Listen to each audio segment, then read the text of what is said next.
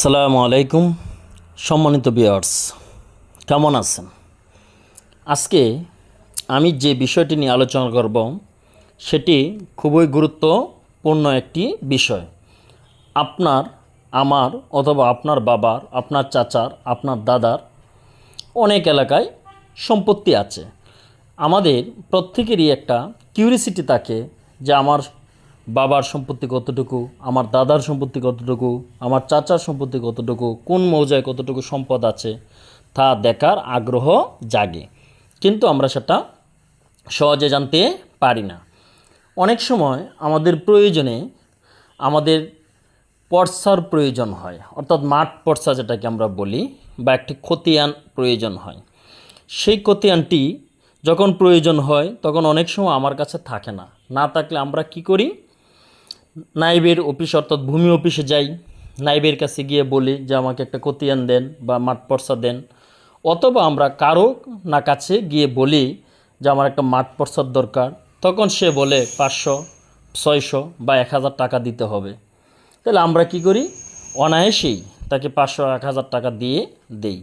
কিন্তু সেই কাজটি যদি আমি ঘরে বসে অতি সহজেই জানতে পারি যে আমার জায়গা কতটুকু আছে, অথবা খতিয়ানটি আমি যদি 100 টাকার বিনিময়ে প্রিন্ট করে নিতে পারি অনলাইন থেকে, তাহলে তো কতই না ভালো হয়।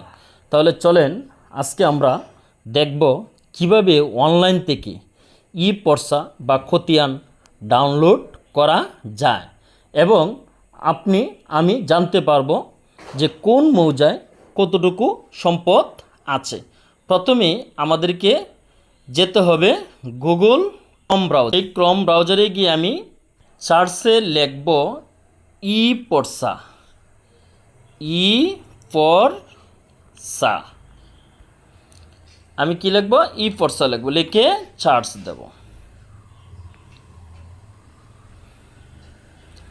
এখানে দেখেন প্রথমেই যে অপশনটা আছে ই পর্সা গভট বিডি, ই পর্সা গভট বিডি, আমি এখানে ক্লিক করব। এবার দেখেন নির্দেশিকা, সার্ভে খতিয়ান, নামজারি খতিয়ান, মৌজা, ম্যাপ, আবেদনের অবস্থা, এগুলো আছে। আমি একটু নিচের দিকে যাব। দেখেন এখানে গিয়ে লেখা আছে বিভাগ। আমি এখানে যে বিভাগের এর জমিটা আমি দেখতে চাই সেই বিভাগটা চয়েস করব। যেরকম আমি আমার বিভাগটা চয়েস করলাম। করার পর এখানে দেখেন আসছে জেলা, অর্থাৎ কোন জেলা, আপনি যে জেলার লোক সেই জেলা সিলেক্ট করবেন। এরপরে দেখেন আসছে উপজেলা, অর্থাৎ আপনি কোন উপজেলার জায়গাটা দেখতে চাচ্ছেন। আমি আমার উপজেলা চয়েস করলাম। আপনি আপনার মতো আপনার উপজেলাটা ক্লিক দিবেন। এবার দেখেন নিচের দিকে খতিয়ানের ধরন।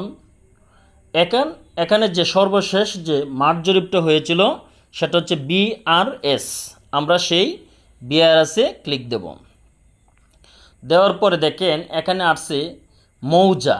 এখন আমি যে জমিটা দেখতে চাচ্ছি সেটা কোন মৌজার অন্তর্গত।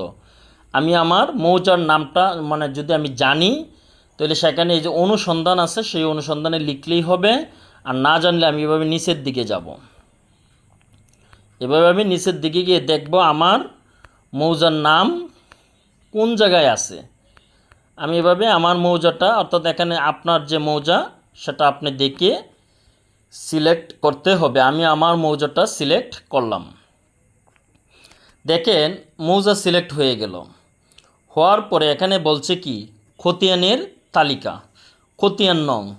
যদি আপনি আপনার খতিয়ানের নাম্বারটা জানা থাকে তাহলে এখানে খতিয়ান নাম্বার লিখবেন। আর যদি আপনার খতিয়ান নাম্বার নাম না জানা থাকে, তাহলে যদি আপনার একটা দাগ নাম্বার জানা থাকে তাহলে সেই দাগ নাম্বার দিলেও সেটা তথ্য পাবেন। এখানে দেখেন নিচের দিকে আছে অধিকতর অনুসন্ধান, সেই অধিকতর অনুসন্ধানে ক্লিক দেব। দেওয়ার পরে দেখেন এখানে আসছে কি মালিকের নাম, অর্থাৎ আপনি মালিকের, অর্থাৎ যার নাম দিয়ে আপনি দাগ নাম্বার জানেন না, খতিয়ান নাম্বার জানেন না, তাহলে আপনি এখানে কি লিখবেন, মালিকের নাম লিখে খুঁজুন অপশনে দিবেন। আর যদি দাগ নাম্বার জানেন দাগ নাম্বার দিবেন। আমি একটা দাগ নাম্বার বসিয়ে দিলাম। দেখেন এখানে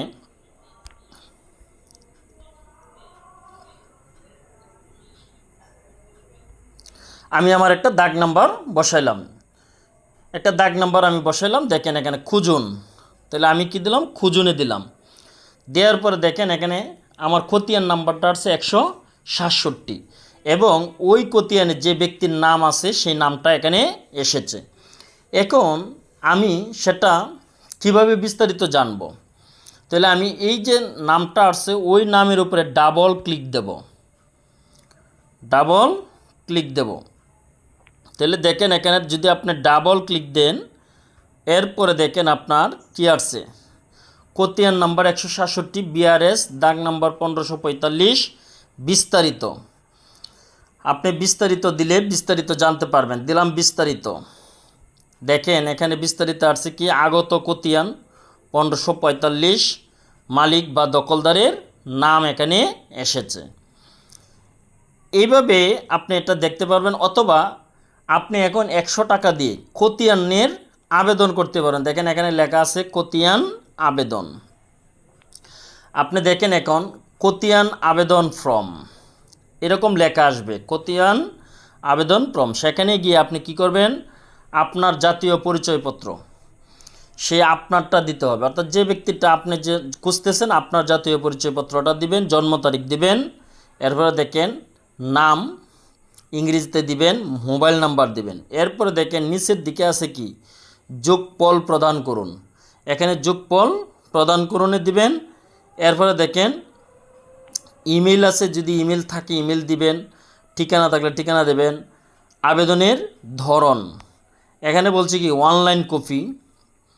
এরপরে দেখেন সার্টিফাইড কপি, অনলাইন কপি, আপনি কোনটা চান। যদি তাৎক্ষণিক চান তাহলে আপনি অনলাইন কপিতে দিবেন, আর যদি সার্টিফাইড কপি চান তাহলে সার্টিফাইড কপি একটু সময় নেবে। এখানে দেখেন সেবা প্রদানের তথ্যাদি, এখানে দেখেন প্রদানের সময়সীমা, খতিয়ান ফি, মোট। এখানে লক্ষ্য করেন তাৎক্ষণিক যদি আপনি চান তাহলে আপনাকে দিতে হবে কি 100 টাকা, 100 টাকা ফেড করতে হবে। এখন সেই 100 টাকাটা আপনি কিভাবে ফেড করবেন, দেখেন ফি পরিশোধের মাধ্যম। এখানে দেখেন বিকাশ, রকেট, একপে, এরপরে উপায়, নগদ।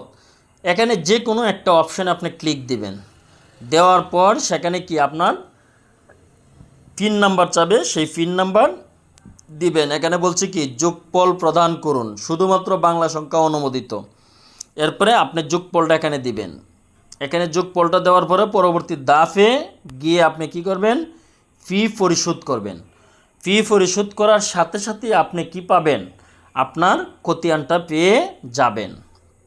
এবার আসেন দেখাইলাম যে কিভাবে আপনি তাৎক্ষণিকভাবে, অর্থাৎ আপনাকে কারো কাছেই যেতে হবে না, আপনি নিজেই আপনার খতিয়ান বা মাঠ পর্চা ঘরে বসেই পেয়ে যাবেন 100 টাকা খরচের মাধ্যমে।